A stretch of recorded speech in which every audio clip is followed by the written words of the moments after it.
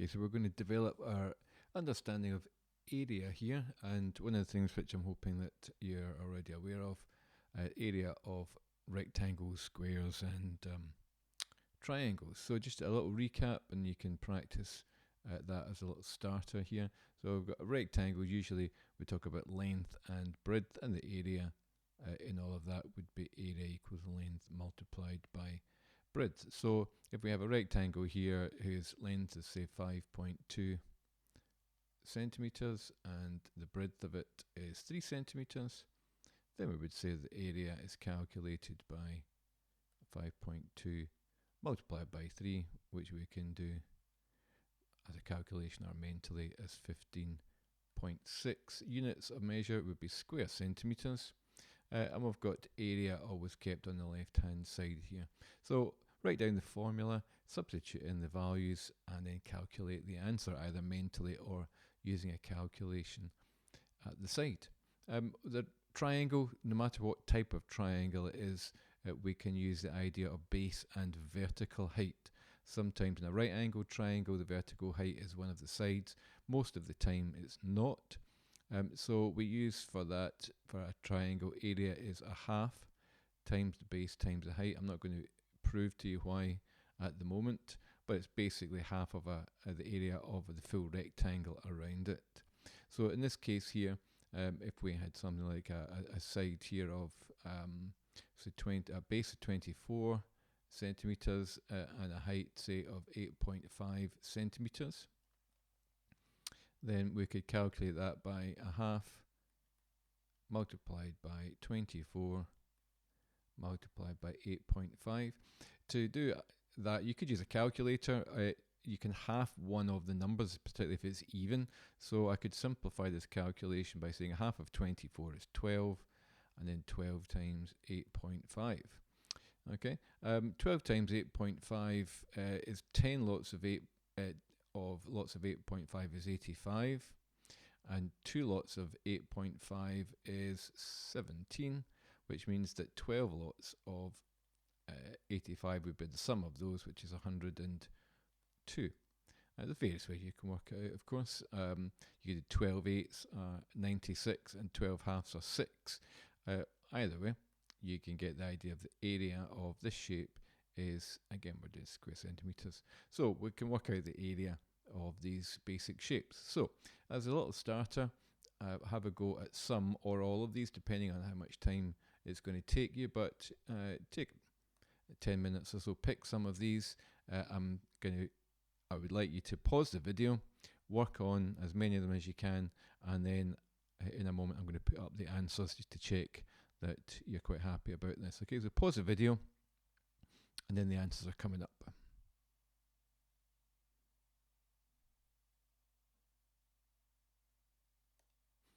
Okay, so here's the answers here. Hopefully they are the ones that you got to. If not, I would suggest that you rework them, ask for help, but that's basically what we're looking for these basic shapes. Okay, so that was a wee bit, we've covered that before. Let's have a look at the next part, composite shapes. So in these problems here, we're going to be looking at shapes that are made up, that could be split up into smaller, more recognizable shapes. We don't have a formula for this L-shaped block, but we do have a formula for rectangles and triangles at the moment, and hopefully you can see that in this case here there's some dimensions around. There are two different rectangles made up here. So there's a 3x8 rectangle on the left, and we've got a 2x4 rectangle on the right. What I would normally expect you to do is to copy down or sketch that shape. You're always going to sketch a shape. When we're working on the area and perimeter, always sketch the shape, and then you're going to draw basically a dotted line to say this is how I'm breaking up the shape. Okay, so in this case here I'm going to draw a dotted line in between to split it up into two rectangles. What I'm then going to do is I'm going to indicate inside each one. I'm going to call that shape 1, and I'm going to call that shape 2.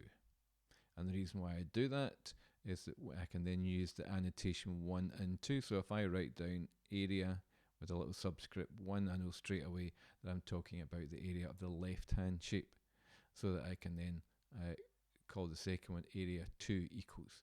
And that helps very quickly to tell the difference between the two. So I'm not just having two area equals, and it's very confusing. So the idea is annotate it. I've got shape 1 and shape 2. So always use a formula. Don't just jump straight in with numbers, or even worse, just an answer. Explain what you're doing. So the shape 1 on the left is a rectangle. So I'm going to use length times breadth. And in this case, it's 8 multiplied by 3. So I get 24 square centimeters. Remember, you're telling a story here. You're not just trying to get a number answer. Area 2 is the second shape here. It's also a rectangle. So I'm going to use length times breadth as my formula. In this case, the two numbers are 2 and 4. And 2 times 4 is 8 square centimeters.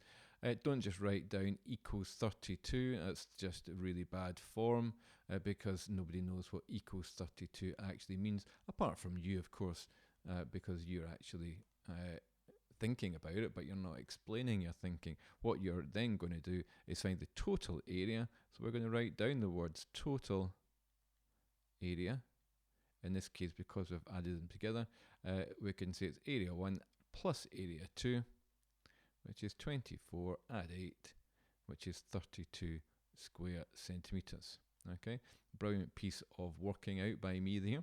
And that's how you should set out your work. And remember, you're telling a story. You're not just trying to get the number 32.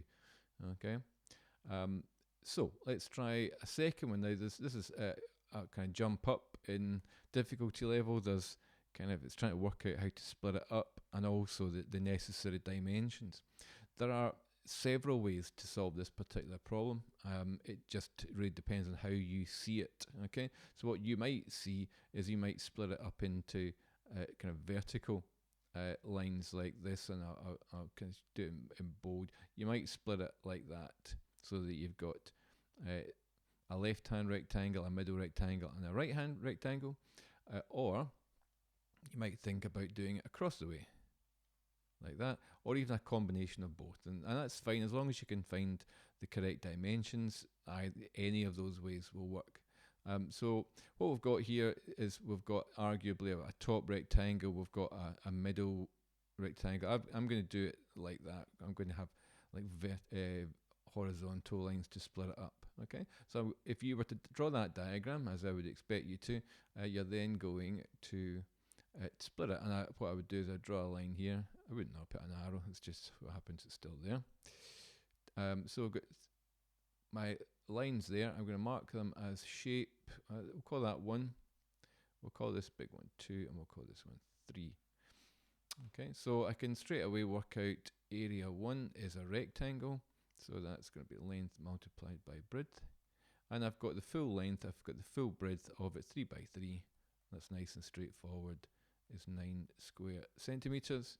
Area 2, well, maybe not quite. So we've got 3 is that's 3 there.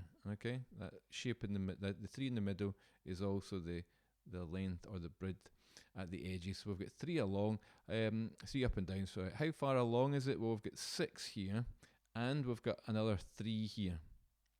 So the total length of that part of the shape is 9. So we've got length times breadth. Sometimes you're going to have to work it out. So it's 9 all the way along, and it's 3 high. So 9 multiplied by 3 is 27 square centimeters. And the small rectangle at the bottom, area 3, well, it's 3 centimeters long. What's the height here? Well, we know that we've got on the total height of the shape is 8.